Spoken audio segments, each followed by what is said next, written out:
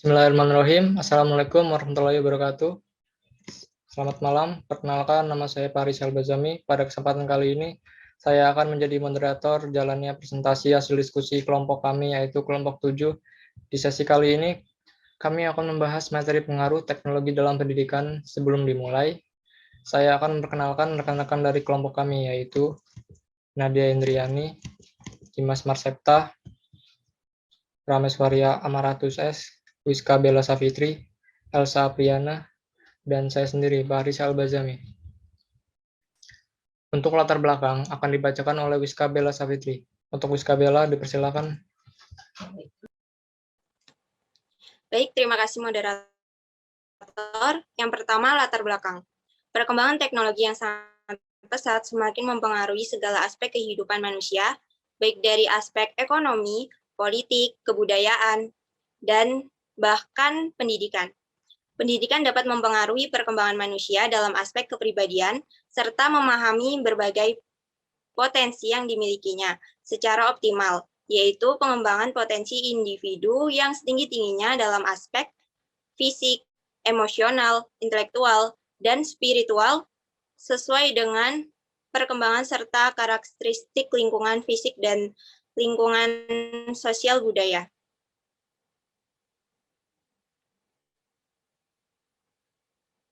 Berkembangnya teknologi dalam dunia pendidikan tentu saja memberikan manfaat positif bagi kehidupan manusia, salah satunya memberikan banyak kemudahan baginya untuk mendapatkan ini secara tepat dan aktual. Namun, walaupun pada dasarnya teknologi diciptakan untuk menghasilkan manfaat positif, di sisi lain, perkembangan teknologi memungkinkan digunakan untuk hal negatif dalam dunia pendidikan. Sekian, saya kembalikan ke moderator. Terima kasih kepada Wiska Bella. Materi pertama yaitu pengertian pendidikan dan pengertian teknologi, yang akan dibacakan oleh Parameswari. Parameswari, dipersilakan.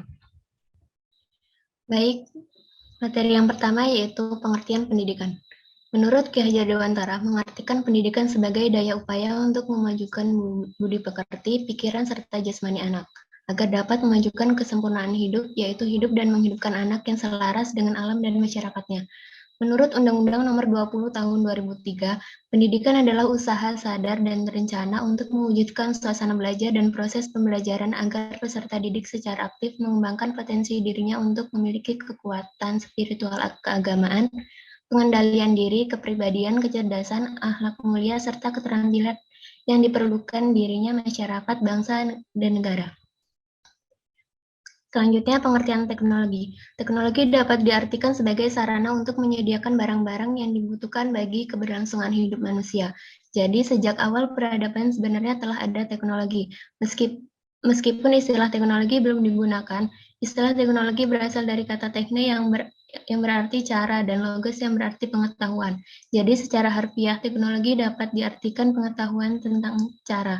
Sedangkan menurut Iskandar Alishabana, teknologi adalah cara melakukan sesuatu untuk memenuhi kebutuhan manusia dengan bantuan akal dan alat, sehingga seakan-akan memperpanjang, memperkuat, dan membuat lebih ampuh anggota tubuh, panca indera, dan otak manusia. Terima kasih, saya kembalikan ke moderator. Terima kasih, Parameswari. Selanjutnya adalah pengertian teknologi pendidikan, yang akan dibacakan oleh Nadia Indriani. Nadia, silakan. Baik, terima kasih moderator. Saya akan membacakan materi tentang teknologi pendidikan. Menurut Asosiasi Pendidikan Teknologi dan Komunikasi, teknologi pendidikan adalah proses yang kompleks dan terpadu yang melibatkan orang, prosedur, ide, peralatan, dan organisasi untuk menganalisis masalah, mencari jalan pemecahan, melaksanakan, mengevaluasi, dan mengelola pemecahan masalah yang menyangkut semua aspek belajar manusia. Teknologi pendidikan tidak hanya sekedar penerapan berbagai peralatan yang canggih dalam kegiatan pendidikan, tetapi teknologi pendidikan harus mengkaji dan menelaah berbagai aspek, baik dari aspek kemanusiaan maupun dari aspek sosial dan kemasyarakatannya, serta mengkaji dampak dari penerapan teknologi pendidikan itu sendiri. Teknologi pendidikan bekerja secara sistematik dalam menganalisis masalah, mencari alternatif pemecahan, serta pelaksanaan dan pengelolaan pemecahan masalah tersebut. Terima kasih, saya kembalikan ke moderator. Terima kasih, Nadia. Materi selanjutnya adalah pemanfaatan teknologi pendidikan di masa pandemi COVID-19. COVID-19 yang dibacakan oleh Elsa Apriani. Elsa Apriani, dipersilakan. Baiklah, saya akan membacakan materi tentang pemanfaatan teknologi di masa pandemi COVID-19. Permasalahan pembelajaran saat ini yang sedang dirasakan oleh seluruh satuan kependidikan adalah pembelajaran menggunakan sistem daring di masa pandemi COVID-19. Dampak dari munculnya wabah ini sangat dirasakan oleh semua komponen pendidikan, mulai dari adanya surat edaran tentang pelaksanaan pendidikan dalam masa darurat COVID-19, sistem pembelajaran daring, fasilitas pembelajaran di rumah, ketertiban orang tua dalam pembelajaran daring, motivasi, dan prestasi siswa, dan lain sebagainya. Adanya wabah tidak bisa memperkirakan kapankah wabah ini akan berakhir. Namun, perencanaan yang matang untuk tetap melaksanakan kegiatan pembelajaran yang tidak membahayakan kesehatan pendidik atau peserta didik harus sudah dipersiapkan. Salah satu solusi mengatasi permasalahan ini adalah menerapkan sistem daring. Segala bentuk materi pembelajaran didistribusikan secara online yang dapat dibantu dengan beberapa aplikasi, seperti Google Classroom, Google Meet, Zoom, dan lain-lain. Saya kembalikan kepada moderator. Terima kasih, Elsa. Dan materi terakhir yaitu dampak positif dan negatif dari teknologi dalam pendidikan yang akan dibacakan oleh Dimas. Silakan, Dimas. Baik, terima kasih moderator. Di sini saya akan menjelaskan dampak adanya teknologi di dunia pendidikan, positif dan negatifnya. 1. Positif. 1. Meningkatkan produktivitas pendidikan dengan cara memperlaju pertahapan belajar, membantu guru untuk menggunakan waktunya secara lebih baik dan mengurangi beban guru dalam menyajikan informasi, sehingga tenaga pendidik dapat lebih banyak membina dan mengembangkan kegairahan belajar peserta didik. 2. Memberikan kemungkinan pendidik yang sifatnya lebih individual dengan cara mengurangi kontrol guru yang kaku dan tradisional dan memberikan kesempatan peserta didik berkembang sesuai kemampuannya.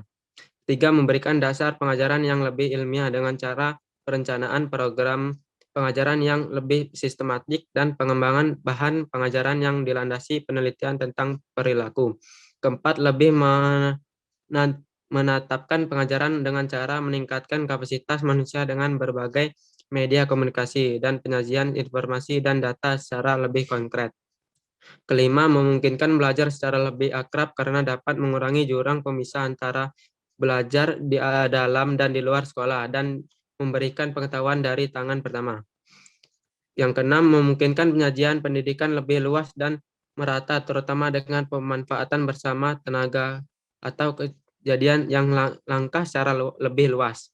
Selanjutnya, dampak negatifnya yaitu 1. Terdapat beberapa jenis website yang tidak mendidik dan mempengaruhi pengguna, antara lain situs porno, perjudian, dan lain sebagainya.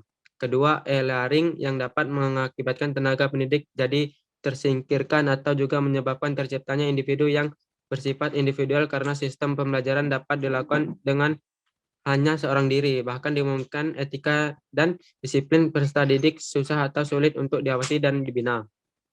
3. Tindak kriminal seperti cybercrime, di mana seseorang melakukan kejahatan melalui teknologi internet ini dan menciptakan generasi dengan pengetahuan moral yang rendah.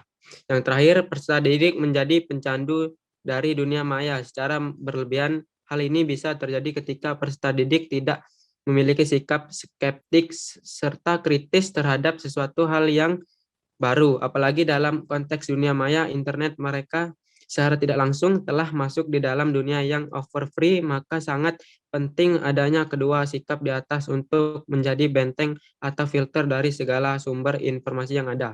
Cukup, saya kembalikan ke moderator. Terima kasih, Dimas. Dan untuk kesimpulan dari materi ini ialah teknologi pendidikan adalah suatu proses yang kompleks untuk memecahkan suatu masalah pendidikan yang terjadi dalam pembelajaran. Teknologi pendidikan lebih ke menilai teknik kegiatan pembelajaran ataupun teknis pembelajaran yang dilakukan. Peran teknologi dalam pembelajaran di era pandemi sendiri mengharuskan pendidikan dilakukan di rumah melalui online atau daring. Kegiatan pembelajaran dilakukan secara online atau daring sendiri bertujuan untuk memutuskan tali penyebaran COVID-19. Keberhasilan pembelajaran daring tidak hanya dipengaruhi dari peran teknologi saja, tetapi juga dipengaruhi oleh kualitas sumber daya manusia. Teknologi tidak akan memberikan pengaruh yang signifikan apabila SDM sebagai operator atau pengguna tidak memiliki pengetahuan serta keterampilan yang baik dalam penggunaan dan pengelolaan teknologi. Mungkin cukup sampai di sini saja materi yang disampaikan dari presentasi kali ini. Bila ada kekurangan, mohon dimaafkan. Saya akhiri. Wassalamualaikum warahmatullahi wabarakatuh. Waalaikumsalam warahmatullahi wabarakatuh.